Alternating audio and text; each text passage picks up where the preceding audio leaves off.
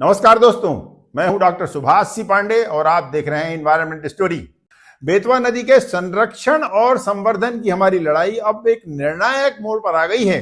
जी हां दोस्तों, पौराणिक नदी बेतवती को बचाने के लिए और उसके बंद हो चुके उद्गम को पुनः चालू करने के लिए हमारे द्वारा दिए गए फोटोग्राफ्स और ड्रोन तस्वीरों को हमने जो डॉक्यूमेंट्री बनाई थी, उन सब का प्रभाव यह हुआ था कि मध्य प्रदेश के मुख्यमंत्री मोहन यादव समेत मध्य प्रदेश के आला प्रशासनिक अधिकारियों ने आनन फानन में बेतवा नदी को बचाने के प्रभावी प्रयास किए और तात्कालिक रूप से बेतवा के उद्गम स्थल यानी मध्य प्रदेश के रायसेन जिले के झिरी गांव पहुंचकर प्रारंभिक प्रयास के रूप में नदी के उद्गम स्थल के पास बहने वाले वेस्ट वाटर पर बोरी बंधान का एक अस्थायी कार्य प्रायोगिक तौर पर किया था।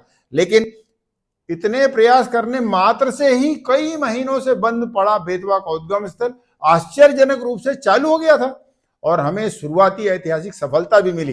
किंतु उसके बाद समस्या के स्थायी समाधान के लिए हमने अनेक प्रयास किए, लेकिन उसके बावजूद भी मध्य प्रदेश का वन विभाग, मध्य प्रदेश के राजस्व विभाग के आला अधिकारी इस दिशा में कुछ भी ठोस कार्रवाई नहीं कर पाए। मैं खुद कई आरटीआई लगाई, कई प्रथम अपील लगाई, कई कड़े वार्निंग लेटर भी मैंने जारी किए, किंतु ना तो वन विभाग और ना ही राजस्व विभाग के शीर्ष अधिकारी इस दिशा में कुछ करते दिखे।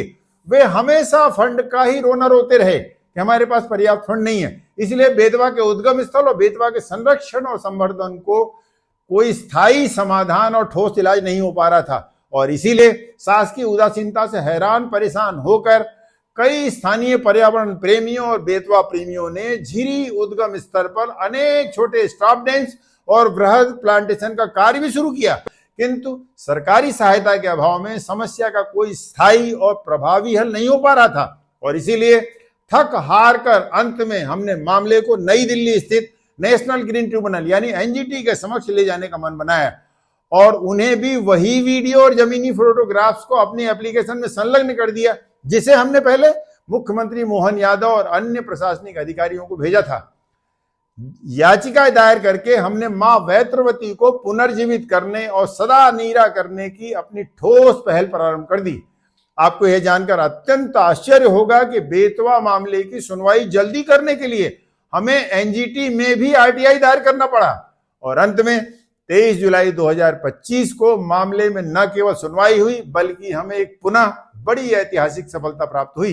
माननीय नेशनल ग्रीन ट्रिब्यूनल ने मध्य प्रदेश सरकार के सभी संबंधित विभागों को नोटिस जारी करते हुए एक निश्चित समय सीमा में इस दिशा में ठोस कार्रवाई करने का अत्यंत प्रभावी आदेश जारी किया है। मध्य प्रदेश के 4 प्रशासनिक महकमों को नोटिस जारी किया गया है। मध्य प्रदेश सरकार के प्रमुख सचिव हाउसिंग और एनवायरनमेंट, प्रमुख सचिव इरिगेशन और water resource department, Madhya Pradesh प्रदूषण नियंत्रण बोर्ड के मेंबर सेक्रेटरी और रायसेन के जिला कलेक्टर को नोटिस जारी किए गए हैं और उन सभी को हमारे द्वारा याचिका में उठाए गए सवालों और चिंताओं का मुकम्मल जवाब देने का आदेश भी जारी किया गया है।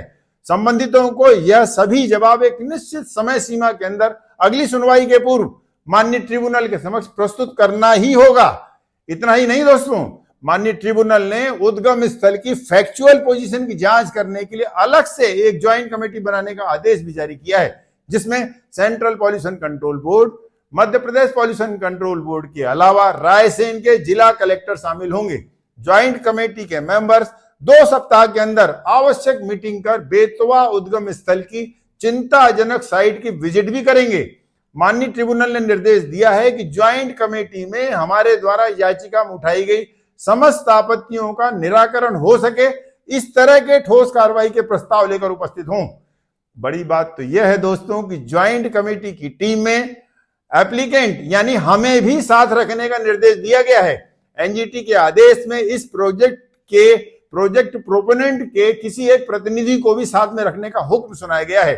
समस्या के समाधान का प्रभावी हल निकालने के लिए ज्वाइंट कमेटी की रिपोर्ट मंगाई गई है। इस ज्वाइंट कमेटी में Madhya Pradesh pollution control board को नोडल एजेंसी के रूप में कार्य करना होगा। बेतवा मामले में प्रभावी कार्रवाई करने के लिए अब इस पूरे केस को सेंट्रल जोन भोपाल की ओर स्थानांतरित किया जा रहा है, यानी मामले की अगली सुनवाई 2 सितंबर 2025 को एनजीटी भोपाल में ही संपन्न होगी।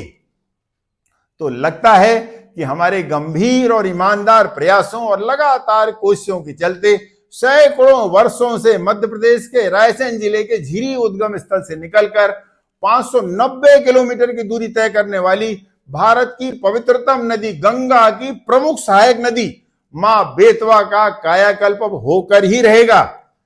आशा है हमारी सफलता की यह कहानी आपको जरूर अच्छी लगी होगी। कृपया इसे सभी बेतवा प्रेमियों और सभी पर्यावरण प्रेमियों तक जरूर पहुंचाएं। बेतवा को बचाने की इस अपार सफलता की मुहिम में शामिल होने के लिए आप सभी को हृदय से धन्यवाद और शुभकामनाएं। धन्यवाद। जय हिंद।